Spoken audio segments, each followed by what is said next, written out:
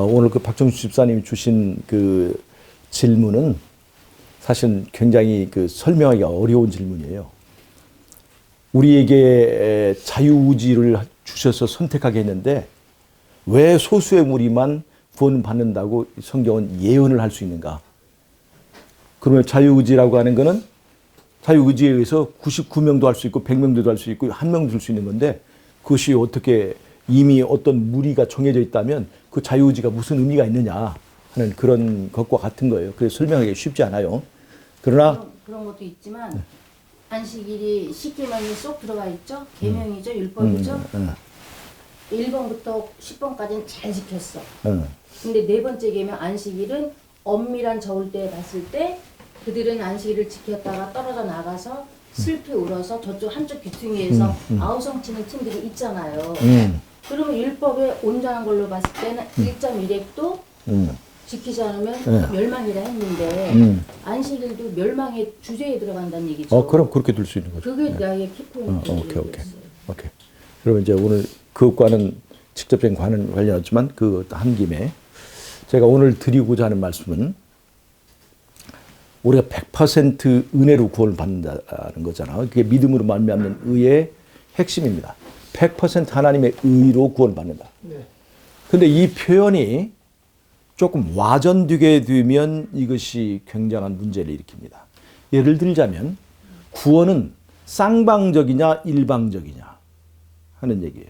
100% 은혜로 구원받는다면 일방적인 겁니까? 쌍방적인 겁니까? 일방적인 걸로 흘러가게 되어 있어요.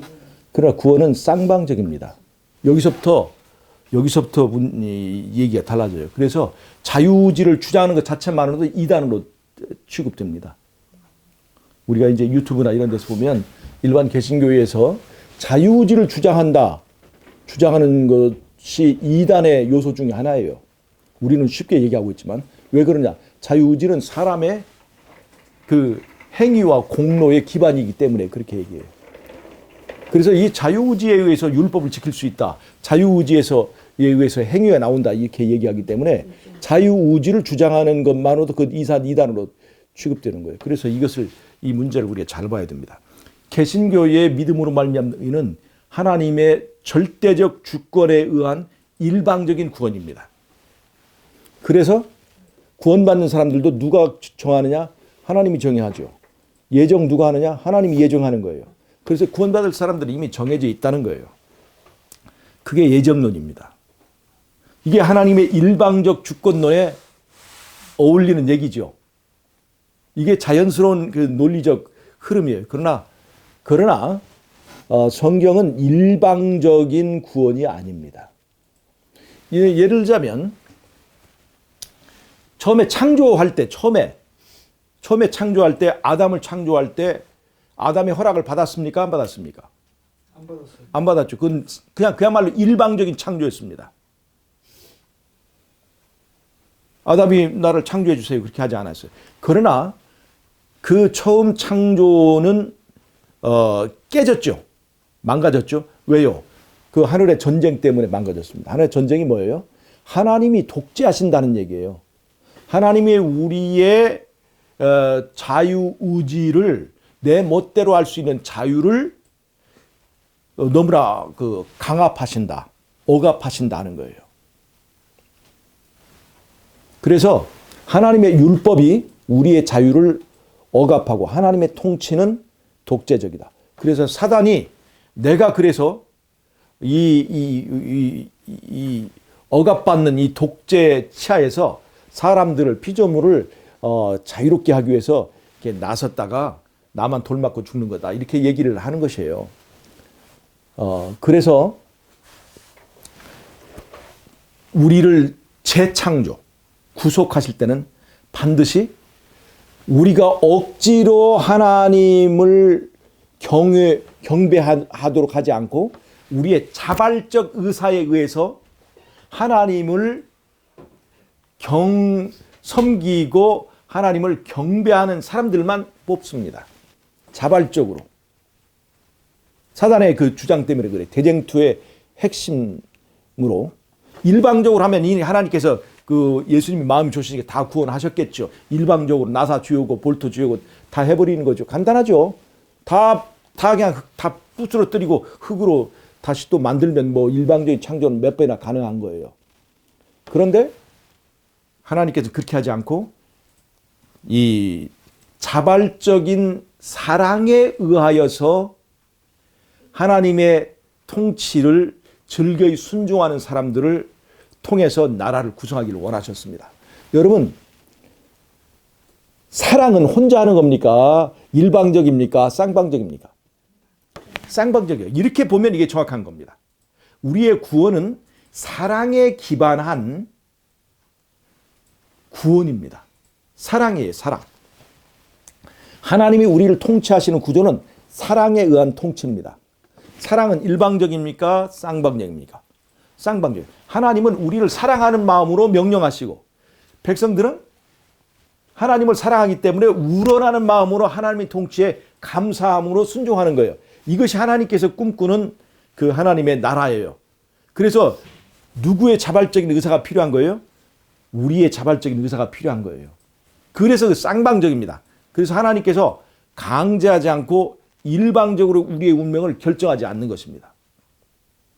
그래서 하나님께서 어떻게 하셔요? 내가 너희를 이만큼 사랑한다 하는 사랑을 먼저 표현하시고 우리의 반응에 따라서 우리의 운명을 결정하도록 했습니다. 그러니까 하나님이 우리의 사랑을 표현하신 다음에 우리의 운명을 결정하는 것은 누구의 손에 맡겨준 거예요? 우리의 손에 맡겨준 겁니다. 그렇지만 하나님께서 처음에 이미 우리가 하나님과 우리의 관계를 단절해버렸는데 하나님께 손을 내밀지 않았더라면 우리에게 기회는 없었죠. 선택의 기회는 없었죠. 하나님께서 우리에게 선택의 기회를 주신 겁니다. 감사합니까? 너무 내 자유의지, 내 의사를 존중해서 나를 구원해 주시는 거 감사합니까? 그래서 이 자유의지가 감사한 거예요. 하나님은 우리를 하나님과 동등한 사랑의 파트너로 생각했지 일방적으로 명령하고 지시하는 관계로 생각하지 않았다는 겁니다. 그래서 이 자유의지에 의한 사랑이 구원이 그렇게 감사한 거예요. 그래서 우리의 구원은 쌍방적입니다. 주님께서 십자가에서 죽으실 때에 사람들이 막 놀렸잖아요. 제사장들이. 내려와서 한번 힘 좀 써보지. 그러면 내가 믿을 텐데 라고 했어요. 근데 예수님께서 내려가지 않았습니다. 왜요?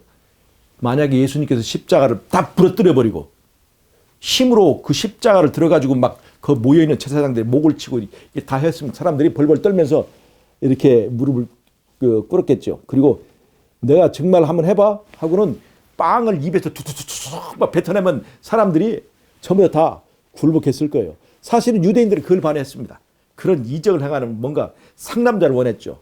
그러나 이 나라가 영원히 가기 위해서는 우러나오는 순종, 하나님의 통치를 정말로 사랑하고 기다리는 그 사람들이 있어야 됐던 거예요. 그 사람들을 필요했던 겁니다. 이런 것이 잘 나타난 것이 바로 아가서의 사상입니다.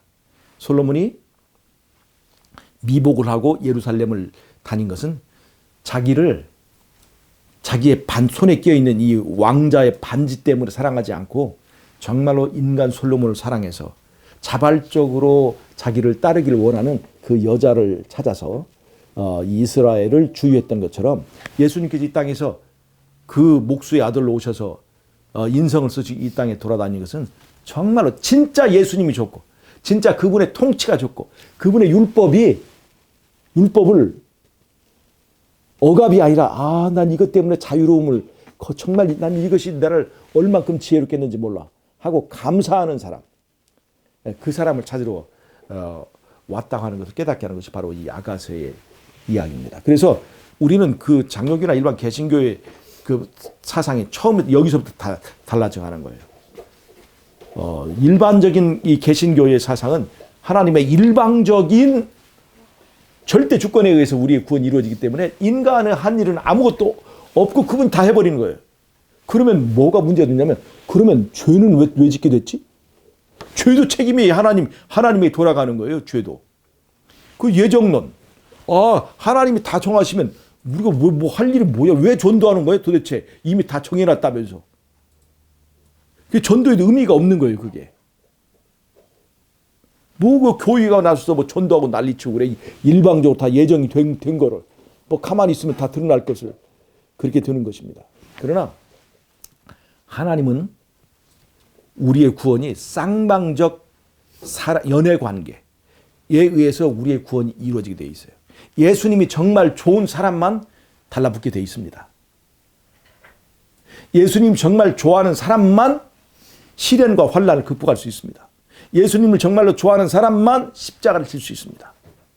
그래서 예수님을 정말로 좋아하고 정말로 하나님 나라를 사모하는 사람만 이 땅에 사단의 핍박과 반대와 조롱 모든 것을 이기고 하늘에 갈 수 있고, 이 세상에서의 핍박은 온 우주에서 가장 강력한 것입니다. 이 죄의 유혹과 핍박을 이기고 벗어난 사람들이 하늘나라에 가면 거기는 이제는 전혀 죄 짓지 않을 좋은 환경이 되는 거예요. 그럼 거기서는 이제 변할까요, 안 변할까요? 변하지 않는 사랑할 수 있게 되는 거예요. 마치 도자기가 진흙으로 만들어 놨을 때 말려놓으면 도자기 형태는 가지고 있지만 비가 오면 이제 묻어내리고 그다음에 발로 차면 뭐 이렇게 손을 누르면 또 형태가 이게 달라질 수 있지만, 이것이 불가마를 견디고 통과하게 되면 그것이 변하지 않는 고려 청자가 되는 것 같은 이치입니다. 그 과정을 위해서 우리가 이 예수님 우리를 바로 하늘로 데려갈 수 있지만 이 땅에서 그것을 보는 거예요. 그 기간 동안에 우리가 변화될 수 있도록 수정이 다이아몬드로 변화될 수 있는 그런 과정을 허용한 것입니다.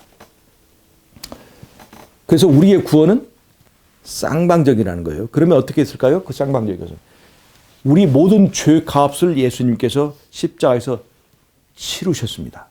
그리고 죄의 용서를 예수님 안에서 우리에게 제시했어요. 하나님께서 받으라, 이것을 구원을 제시한 거예요. 그러면 이제 쌍방적이기 때문에 내가 그것을 선택하는 겁니다. 자, 그럼 이것이 내가 선택하는 것이니까 이것은 99% 은혜고 1% 인간의 공로입니까? 아니죠. 그럴지라도 선택이 우리에게 주셨을지라도 그 선택 자체가 은혜입니다. 선택하도록 우리에게 주신 것이. 물속에서 물에 빠진 사람에게 내가 구명보트를 던졌는데 그 사람이 잡았다고 해서 그것이 그 사람의 은혜로 구원받은 겁니까? 그건 아니죠. 그건 절대적으로 은혜가 필요한 사람의 자연스러운 행위고 100% 은혜라고 할 수 있는 거예요. 그래서 우리가 100% 은혜를 주장하다 잘못하면 내가 선택하는 자유의지조차도 정죄를 해버리면 이것이 잘못된 거예요. 이거 지금 그렇게 그 일반 개신교회의 구원론에 그것이 문제가 있습니다. 또 하나 100% 하나님의 은혜를 주장하다 보니까 하나님이 우리 인간에게 협력하도록 요구하시는 그 부분도 인간이 하지 않아요. 협력하라고 하십니다. 예를 들자면 잘 보세요. 농사를 지으면 하나님이 혼자 농사를 지을 수 있어요, 없어요? 농사 지을 수 있습니다. 산에 머루나무를 가보면 하나님의 사람이 손대지 않아도 농사를 지었습니다. 산에 야생 과일이 있어요, 없어요? 있죠? 다 있죠. 그런데 야생 머루와 우리가 우리 과수원에서 사람이 하나님의 농사에 협력한 그 농사는 그 상품의 차이가 있습니다. 자, 잘 보세요. 우리는 사람의 공로에 집중해가지고 농사를 자기가 혼자 다 지었다고 착각하고 있어요. 그래서 잘 보세요. 포도농사를 지을 때 사람이 하는 일은 포도나무의 껍질을 벗기는 것입니다. 하나님이 하는 일은 그 포도나무라는 공장이 작동하는 거예요. 포도나무는 하나의 공장이거든요. 땅속에서 그 유기물을 빨아들이고 그다음에 그 해로부터 이제 탄소 동화작용을 통해서 영양소를 받아들이고 거기서 그 안에서 엄청난 화학작용이 일어나고 그 포도 알맹이 포장한 거 보세요. 그 포장 하나하나가 썩지도 않고 그걸 보존하도록 탐스럽게 그 패션도 그 디자인도 얼마나 멋있게 다 했어요. 이런 것들 다 하는 것이 하나님이세요. 그 다음에 꽃가루가 수정되는 거 벌들을 이용하고 번개를 이용하고 비를 이용하고 다 알고 보면 하나님의 농사가 엄청납니다. 그럼 사람이 포도나무 껍질을 갈라주고 비료 주고 물 주고 농약 주고 자, 그렇게 했으면 이거는 70% 하나님의 은혜고 30%는 사람의 공로입니까? 잘 보세요. 그 농사 짓게 만든 사람을 누가 만들어 주셨어요? 하나님이 주셨어요. 농사 지을 수 있는 진을 누가 주셨어요? 하나님이 주셨죠. 그에게 시간을 주시고 그 다음에 자금을 주시고 그 다음에 연구할 수 있는 두뇌를 주셔서 농사를 짓게 하신 것은 사람이 자발적으로 하나님의 일에 참여하도록 기회를 주신 겁니다. 하나님이 기회를 주셨어요. 혼자 할 수 있지만. 그래서 그렇게 하나님의 계획 속에서 사람의 참여할 수 있는 영역 자체가 은혜예요. 은혜. 일하게 해주는 것 자체가. 여러분, 하나님께서 우리에게 전도하라고 하시잖아요. 전도를 안 하면 하나님 사업이 다 망할 것처럼 보이지만 전도 안 해도 구원받을 사람 다 구원받을 수 있어요.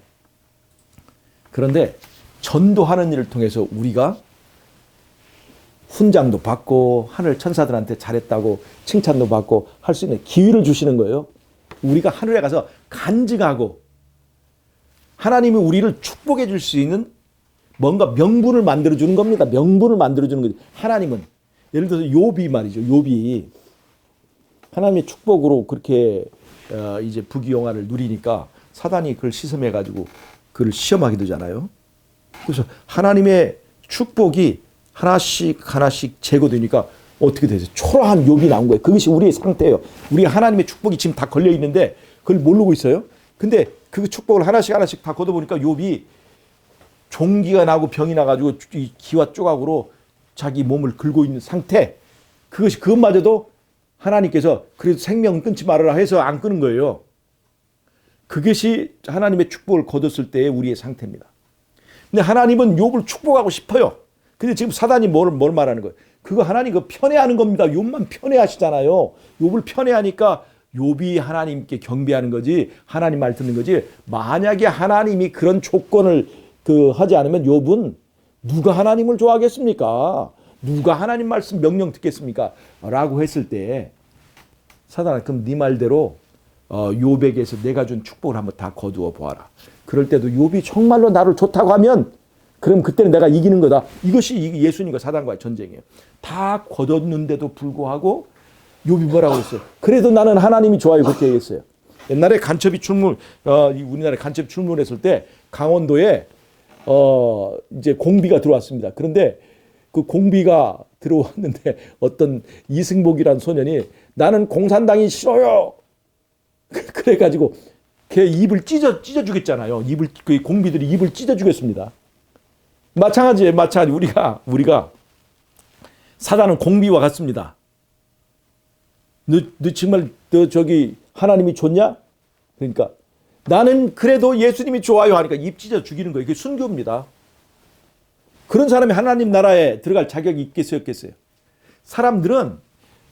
사단이 자꾸 욥을 이제 참소하는 거예요. 참소. 왜 얘들만 이뻐해요? 그럴 때 내가 얘들을 이뻐하고 얘들을 구원하고 얘들에게 축복해 주는 데는 다 이유가 있는 거야. 내가 그 근거를 보여줄게 하고 욥에게 시련을 허락하신 겁니다. 그래서 하나님께서 우리에게 기회 주신 거예요. 내가 얼만큼 하나님을 사랑하는지 표현할 수 있는 기회를 준 겁니다. 그것이 바로 협력하는 기회를 준 겁니다. 우리가 자발적으로 원하는 사람은 자발적으로 그 일을 하는 사람은 좋아서 하는 사람은 자기의 공로를 주장하지 않습니다. 100% 이것은 주님의 은혜라고 우리가 말하는 것이 찬양이에요. 그게 찬양이에요. 하나님께서 나에게 일할 기회를 주셨네요. 감사합니다. 그게 찬양이에요. 하나님께서 내가 주님을 얼마큼 사랑하는지를 표현할 수 있는 기회를 주셨네요. 그게 시련입니다. 그래서 이거는 자발적으로 주님께 영광을 돌리는 데는 거기에는 100% 그래서 주님의 은혜가 되는 거예요. 근데 여기서 이것이 극단으로 흐르게 되면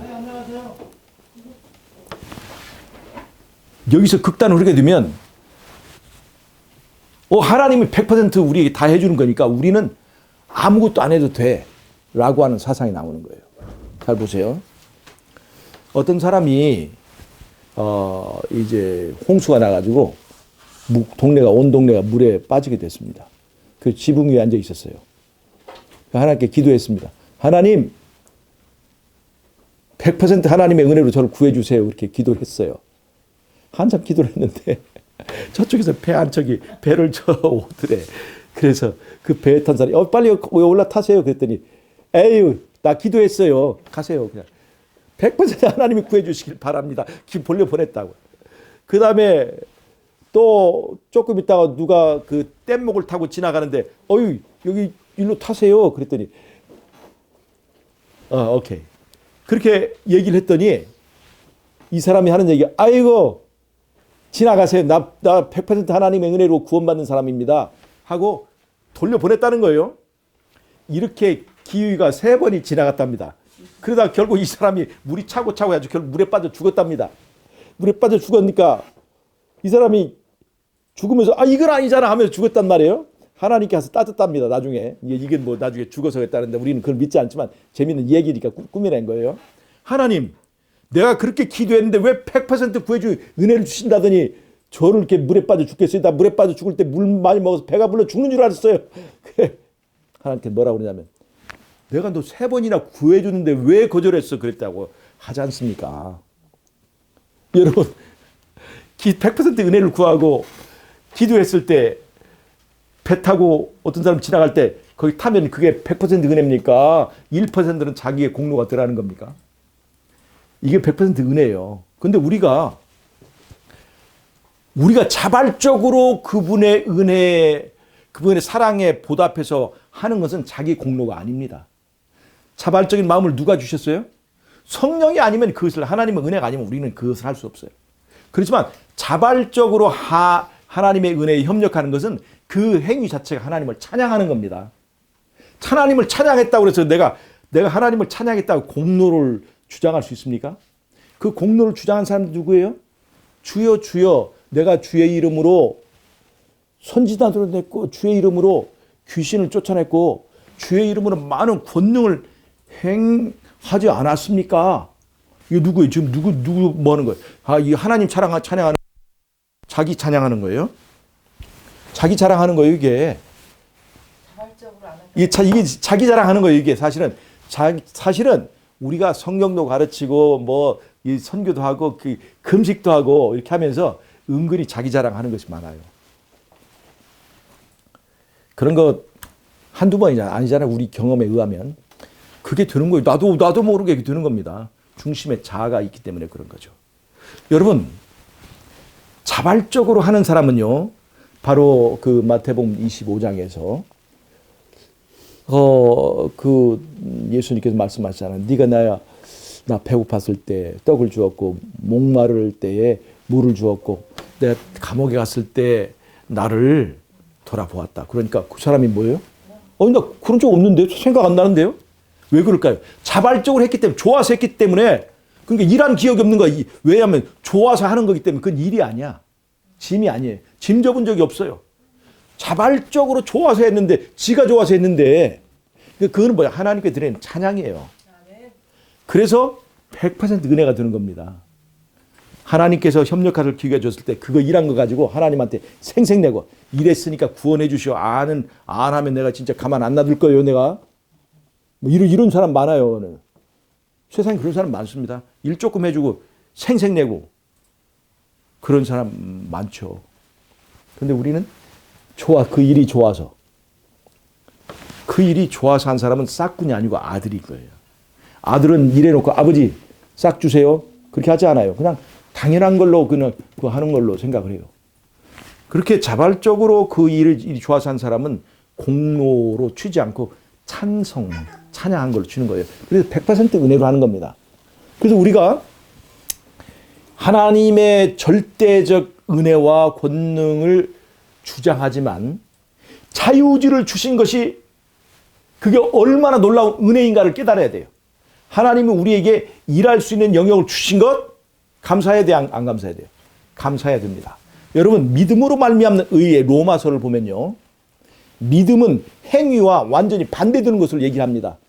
그래서 믿음으로 말미암는 의의를 주장한 사람은 행위로는 완전히 담쌌습니다. 이것이 개신교의 큰 문제입니다. 그 행위의 주체 속에 뭐가 율법이 들어있어요. 그러니까 율법은 얘기만 들어도 이게 아주 기분 나쁜 거예요. 믿음으로 말미암는 의의를 주장하는 사람. 믿고 구원을 받았. 그 극단이 뭡니까? 그게 제 침례교회잖아요. 구원파. 믿고 구원을 받았으니까 그 다음에는 죄를 지어도 죄가 아니라는 거예요. 나는 구원받았어. 그 다음에 죄를 지어도 아무 상관이 없어. 그래서 유병언이가 돌아다니면서 도망가면서도 여자를 데리고 다니면서 그 짓을 한 거예요. 아무런 가치가 없습니다. 감사가 없어요. 회개도 할 필요가 없다는 거예요. 개신교에도 그렇게 돼 있습니다. 이 한 번 구원이면 영원한 구원. 그러나 우리는 구원받았으면 감사하니까 어떻게 돼요? 자발적으로 하나님의 율법을 지키는 겁니다. 이거는 사람 행위입니까? 예수님 행위입니까? 성령의 행위예요. 그러니까 이것은 100% 하나님의 은혜로 사는 것입니다. 그러니까 내 예수님의 은혜가 감사해서 하나님의 율법을 지키는 거예요. 지킬 수 있을까요? 없을까요? 정답은 지킬 수 있다가 아니라 지키고도 남지요. 그래요. 지키고 남지요. 왜냐하면 십자가에서 예수님께서 간신히 죄값을 맞춰주셨습니까? 아니면 죄값을 갚고도 남을 만한 희생을 하셨습니까? 갚고도 남을 만한 은혜를 주셨죠? 마찬가지로 우리는 하나님의 은혜에 감동하는 사람은 율법을 지키고도 남습니다. 그 남는 것 중에 어떤 사람 70, 어떤 사람 80의 차이가 있을 수 있는 거예요. 차이가 있습니다. 그래서 상급의 차이도 있는 거예요. 그러나 전부 다 합격선을 통과합니다. 여러분, 그래서 우리가 100% 하나님의 은혜로 구원을 받는다 라고 하는 이 말이 우리가 자유의지로 우리가 주님을 자발적으로 원해서 내가 원해서 십자가를 질래요. 내가 원해서 하나님의 율법을 이제 지키고 순종하고 나는 이 세상에 어떤 것보다 좋아서 주님 따라가는 것이 좋아서 안식일도 지키고 우리가 또 희생하고 헌신하고 그런 길을 가는 거예요. 마지못해서 가는 거는요. 십자가를 잘못 배운 겁니다. 십자가는 하나님이 그 독생자를 바친 것은 아이고 진짜 내 아들이 얼마나 진짜 귀한데 아이고 저 새끼들 또 안 살려주면 또 큰데 저 안구 있다고 지랄할 거 아니야. 그러면서 애따지 마지막에 애따지 맥다 먹고 떨어지라고 아들을 준 게 아닙니다. 정말로 사랑해서 그 자기의 정말 이 독생자라도 희생하고라도 너를 좀 살리고 싶어서 자발적으로 바친 거예요. 누가 강조한 거 아닙니다. 천사들이 야 하나님 독생자를 바치시오. 거기 앞서 천사들 100명이 나가지고 뭐냐 바쳐라 이렇게 해서 한 게 아니에요. 네. 오히려 말렸죠. 그게 가능합니까? 근데 하나님께서 자발적으로 바치신 거거든요. 이 자발적인 십자가의 종교는 거기서 이제 그걸 깨닫고는 언제나 계산적이던 내가, 언제나 마지못해서 했던 내가 자발적이라는 것을 거기서 배운 거예요. 그래서 이제 자발적으로 나도 십자가를 지고 갈래요. 자발적으로 이제는 순종하고 싶어요. 자발적으로 주님께서 저를 다스려 주세요라고 요구하는 겁니다. 이게 100% 은혜예요. 이게 진짜 은혜예요. 이게. 근데 자발적으로 율법 지키는 것을 저 율법주의자라고 말하면 이게 안 되는 거예요. 좋아서 한다는데 뭐라고 할 거예요, 이게. 이것을 금지할 법이 없느니라. 아멘. 이것이 진짜 100% 믿음을 말맞는 의라고 볼 수가 있습니다. 아멘. 여러분, 하나님이 사실 처음 창조 때처럼 우리를 창조한다면 그냥 뚝딱 100명 하늘에 사람들 못 만들겠습니까? 흙이 부족해서 못 만들겠어요? 얼마나 다 만들죠. 그러나 천사들도 부러워할 그 사람들은 이렇게 주의 유혹이 있고 주가 얼마나 달콤합니까? 이 세상이 얼마나 좋아요? 그런데 그럼에도 불구하고 나는 예수님 없으면 아무런 살맛이 없습니다. 난 예수님만 있으면 천국에 생명수, 생명강도 필요 없어요. 예수님만 있으면 좋아요. 라고 하는 사람에게 예수님이 감동해가지고 우리를 위해서 야, 네가 생명 장수도 구하지 않고 부귀도 구하지 않고 백성을 위해서 이제 재판할 때 공평하게 재판하기 위해서 지혜를 구했으니까 하나님께서 애따 지혜만 먹어라. 너는 절대 부귀는 없어. 절대 장수는 없다. 이렇게 하지 않고 네가 참 좋은 선택을 했구나. 내가 덤으로 서비스로 지혜도 주고 그 다음에 장수도 주고 그 다음에 그냥 부귀영화 누리게 해줄게. 이것이 솔로몬의 선택이지 않습니까? 우리도 마찬가지예요. 내가 예수님이 좋아요 라고 하면 아이고 사실 내 뒤에 이렇게 좋은 영생이 있지롱 하고 우리에게 다 허락해 주시는 것이 하나님의 은혜입니다. 여러분 즐겨 그분과 협력하기를 원하는 사람, 이것이 바로 진짜 100% 은혜를 이해하는 사람입니다. 네, 즐겨 예수님을 따라가는 저와 여러분이 되기를 바라면서 말씀 마치겠습니다. 제가 기도하고 마치겠습니다. 하나님 우리 아버지, 우리에게 즐겨 주님을 따라갈 수 있도록 선택할 수 있는 자유를 주시고 또 우리가 협력할 수 있도록 우리에게 일거리를 주셔서 감사합니다. 우리가 하나님의 사랑을 표현할 수 있도록 고난과 시련도 주셔서 감사합니다. 이 세상에서 유혹을 허락해 주셔서 감사합니다. 이런 가운데서도 우리는 주님만이 우리의 사랑인 것을 표현하고 그것이 아름다운 찬양이 되어서 하늘에 올라갈 수 있도록 도와주시옵소서. 주님의 은혜를 감사하며 예수님의 이름으로 기도하옵나이다.